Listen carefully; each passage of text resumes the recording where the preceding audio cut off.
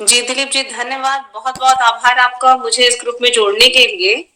तो मैंने अभी ज्वाइन किया था इन द मंथ ऑफ अगस्त। तो एमबीए के बारे में मैं ये कहना चाहूंगी कि जनरली हम सोचते हैं कि एमबीए कर लेंगे, जॉब मिल जाएगा और ये हो जाएगा, पैकेज मिल जाएगा। तो मेरा यहाँ पे थोड़ा सा ओपिनियन अलग है बाकी चीजों से। मुझे लगता है अगर आपने एमबीए किया है तो आपकी खुद की एक इंस्टिंक्ट होनी चाहिए, और आप आगे जाकर के कितने ज्यादा जॉब अवेलेबल करा सकते हो या जनरेट कर सकते हो, उस पर ज्यादा फोकस होना चाहिए। तो बेसिकली कोर्स का जो डिजाइन है वो इस तरीके से किया गया कि हम फ्यूचर सोसाइटी में एंटरप्रेन्योर्स को हम बढ़ाए आगे। लेकिन यहाँ पे क्या है कि हम जॉब और पैकेज में ही परेशान हैं। तो जब मैंने डीडीयू ज्वाइन किया तो मैंने यहाँ देखा, यहाँ भी सेम कॉन्सेप्ट को हम फॉलो अप कर रहे हैं। और पूर्वांचल का सबसे बड़ा ड्रॉबैक ये है कि हमें यहाँ एक्सपोजर बिल्कुल भी नहीं है। क्योंकि आप जान ही रहे हो ना, इंडस्ट्री सेटअप बहुत अच्छा है ना, कॉर्पोरेट कल्चर बहुत अच्छा है। तो मैं चाहती हूँ कि अभी जो मैंने सोचा है कि एक जो ब्रिज है उसको बनाया जाए, जो गूगल मीटिंग। हाँ जी। तो इसको हम एक ब्रिज बना करके जो गैप है, जो बच्चों के बीच में हमारा एक्सपोजर का अभाव है, उसको हम करें। और कुछ चीजों को जैसे इंटरनेशनल कंपनीज को लेके आए, तो गोरखपुर के लिए एक अच्छा एक्सपोजर होगा। क्योंकि अभी योगी जी भी यहाँ है और काम अच्छा चल रहा है स्किल डेवलपमेंट पे और एनहांसमेंट में। तो इसी पे वर्क करना चाहती हूँ मैं। जी दिलीप जी। मैम, आपने खुद एक, जिसे लोग कहते हैं, बहुत सी महिलाओं पे अभी मिशन शक्ति का प्रोग्राम चल रहा है, आपको पता होगा।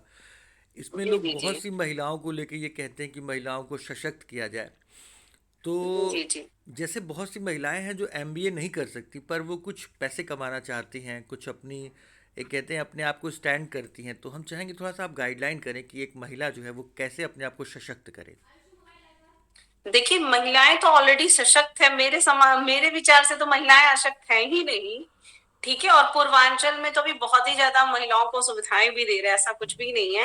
हाँ, कुछ तबका है, कुछ एरियाज हैं जहां हमें और भी इम्प्रूवमेंट करने की आवश्यकता है। देखिए, एमबीए करना है तो एक अलग चीज हो गया, जहां हम एजुकेशन की बात कर रहे हैं।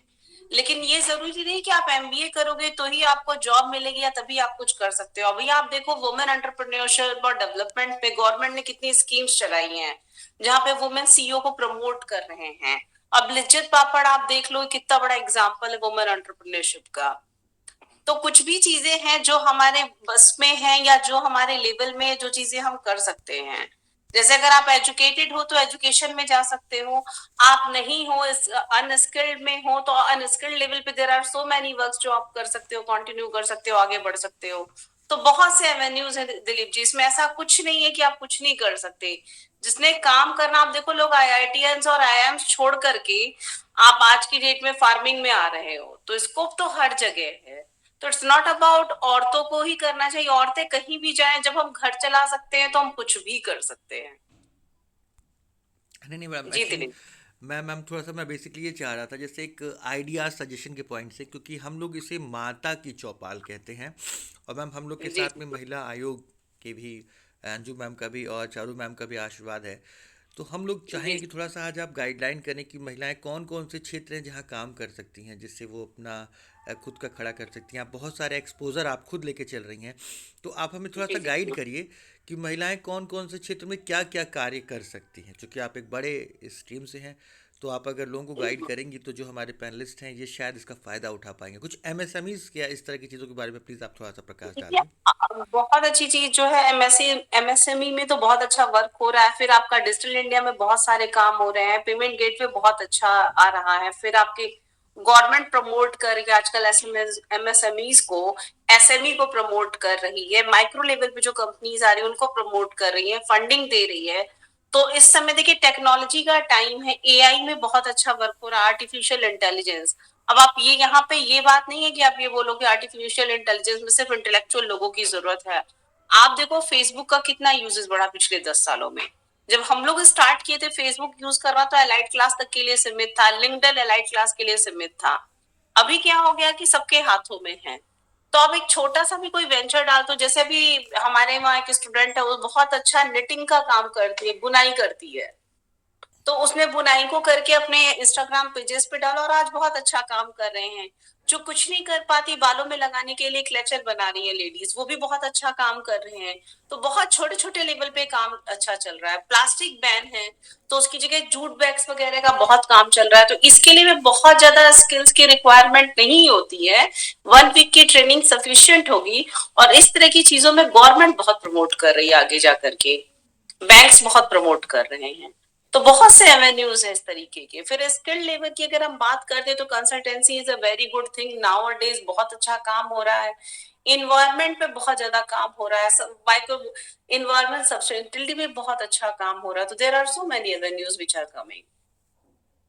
मैम थोड़ा सा हम लोग चाहेंगे, चूंकि आप एमबीए डिपार्टमेंट के साथ भी जुड़ी हुई हैं, तो जैसे कहते हैं ना कि आपके डिपार्टमेंट के द्वारा भी बहुत सारे कार्य किए जा रहे होंगे, तो कुछ कार्यों के बारे में आप हमें बताएं ताकि हमारे दर्शकों को भी पता चल सके कि एमबीए डिपार्टमेंट जो कि इतना क्रिएटिव डिपार्टमेंट है, वो किस किस फील्ड में क्या क्या कार्यवाही कर रहा था। कि हो सकता है बहुत से लोग हैं जो इंटरेस्टेड हो कि भाई एमबीए डिपार्टमेंट को ज्वाइन करें, तो कुछ थोड़ा सा आप प्रकाश डालेंगे इस पे। देखिए, एमबीए डिपार्टमेंट तो ऑलरेडी अपने आप में जो बहुत सी चीजें कर रहे हैं, हम चल रहे हैं, एंटरप्रेन्योरशिप डेवलपमेंट सेल चला रहे हैं।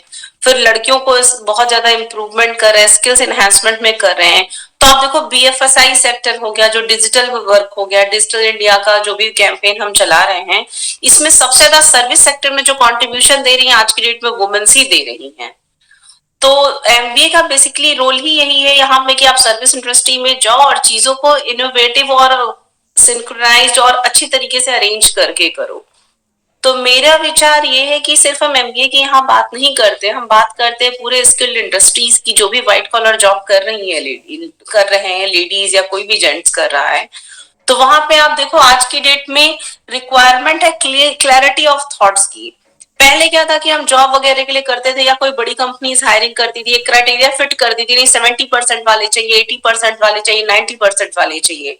अभी ये क्लासिफिकेशन बहुत सी कंपनीज ने रिमूव कर लिया है, क्योंकि अब उनके समझ में आता सिर्फ आईक्यू इज नॉट सफिशिएंट। अभी उन्हें लोगों की रिक्वायरमेंट है जो मेंटली स्ट्रांग हो, ready to adopt the challenges हो।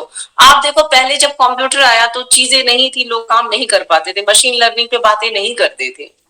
अभी क्या है कि कंप्यूटर आया तो उनको चलाने के लिए लोगों की जरूरत है। इन अ सेम वे जैसे आजकल आर्टिफिशियल इंटेलिजेंस आ गया है, तो हम बात करते चैट जीपीटी आ गया, ये आ गया, वो आ गया, तो चीजें चल रही हैं। Being into the from the same fraternity, मैं आपको बोलती हूँ कि चैट जीपीटी या इस तरह की आई को यूज